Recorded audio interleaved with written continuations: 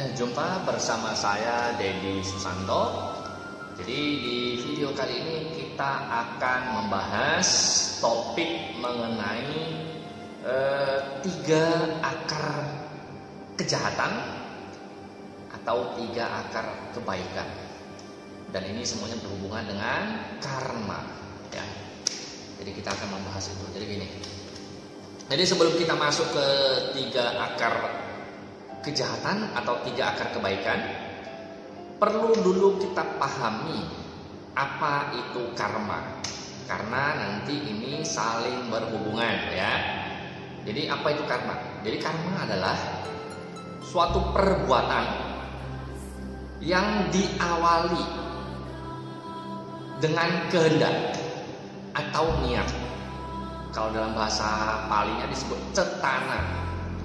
Ya, jadi ada niat, ada kehendak, itu baru memunculkan karma.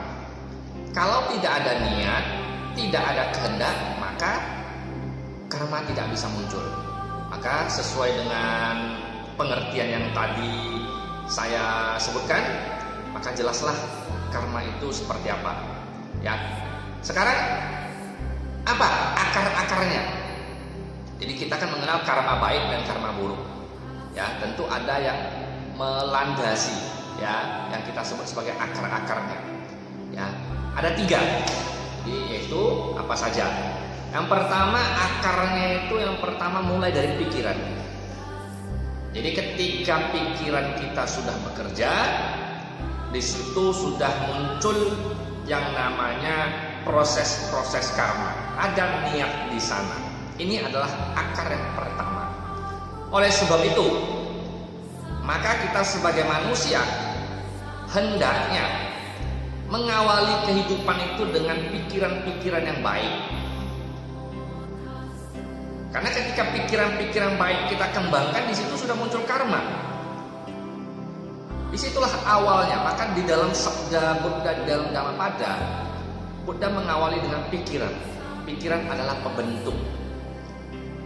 Jadi dari pikiran ini muncul segala macam kejahatan ataupun kebaikan.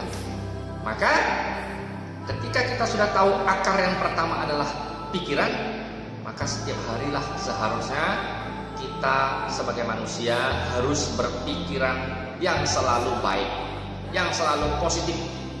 Jangan menilai orang negatif terus.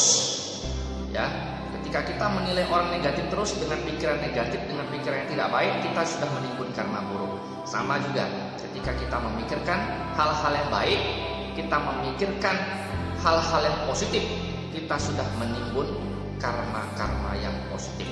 Itu akar yang pertama. Yang kedua, akar yang kedua adalah ucapan. Akar yang kedua adalah ucapan.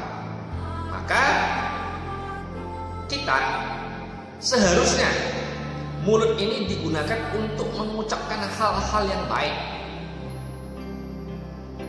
Mulut itu tidak diciptakan itu untuk mengucapkan hal-hal yang jelek, mengutuk-utuk orang, memaki-maki orang, mengata-ngatai orang, menggosipi orang, tidak seperti itu.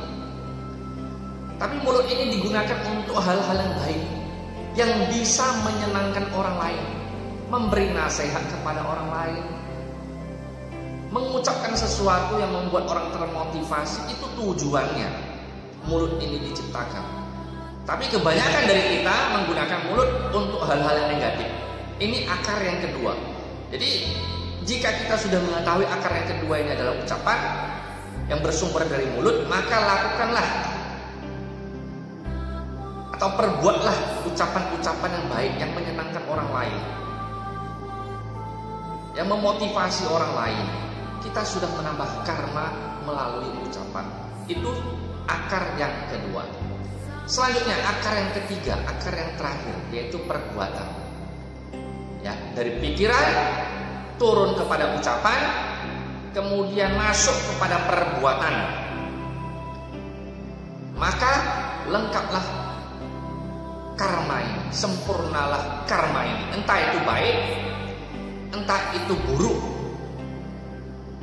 Ya, itu yang kita perbuat, maka memunculkan karma. Jadi ketika ada sesuatu yang dihasilkan, entah itu hal-hal yang jelek, entah itu hal-hal yang baik, itu adalah semua dari karma-karma kita yang kita lakukan melalui pikiran, ucapan, ataupun perbuatan. Ya, jadi Pak, kalau saya sudah melakukan sesuatu berdasarkan pikiran saja, saya melakukannya berdasarkan pikiran saja, ucapan belum terjadi, perbuatan belum terjadi, apakah karma sudah terjadi? Sudah terjadi. Karena tadi saya mengatakan ya bahwa sumber yang paling awal adalah pikiran, akar yang paling awal adalah pikiran. Ketika pikiran kita mengkondisikan sesuatu yang baik, kita sudah menimbun karma baik. Ketika pikiran kita mengkondisikan sesuatu yang jelek, yang negatif, kita sudah menciptakan karma-karma yang jelek. Ya, jadi jelas sudah satu porsi karma yang kita buat, walaupun belum kita ucapkan atau belum kita perbuat. Jadi tiga ini saling berkombinasi, yang dimulai dari pikiran, turun kepada ucapan, turun kepada perbuatan. Oleh sebab itu, kita sebagai manusia-manusia yang sudah beragama hendaknya menggunakan pikiran, ucapan, dan perbuatan kita untuk sesuatu yang baik, sehingga kehidupan kita itu berguna bagi yang lain. Tidak hanya berguna bagi manusia, tapi juga berguna bagi makhluk-makhluk yang ada di alam semesta ini. Itulah tujuannya ya Guru Agung kita menjelaskan apa sih akar-akarnya itu, apa sih karma itu. Tidak ada yang luput dari karma. Tidak ada yang luput dari tiga akar kebaikan atau tiga akar kejahatan ini. Semua kita melaluinya. Tergantung apakah kita menyadarinya dan mau memperbaikinya atau tidak. Ada orang dia sudah tahu, dia berpikiran jelek, berucap jelek, berbuat jelek. Dia kemudian menyadari, oh ini gak baik, dia perbaiki. Itu adalah orang yang mau belajar. Tetapi orang yang terus-menerus berpikiran jelek, berucap jelek, berbuat jelek, terus-menerus dia berbuat seperti itu, melakukan kegiatan seperti itu, ya orang seperti ini kecenderungannya ya bisa dipastikan ya karma-karma buruk yang ketika sudah akan berbuah, dia akan berbuah. Jadi kita tidak lagi bisa menyalahkan entitas apapun di alam semesta ini. Kita tidak bisa menyalahkan Tuhan atau makhluk apapun. Kenapa kok kehidupan saya sial terus? Ya kita yang melakukan, siapa lagi? Ya, ingin bahagia kita juga lakukan, ingin menderita kita juga lakukan. Terus siapa yang perlu dipersalahkan? Tidak ada. Ya, jadi semoga video yang saya buat kali ini bermanfaat bagi kita semua. Ya, semangat dalam kebajikan. Terima kasih.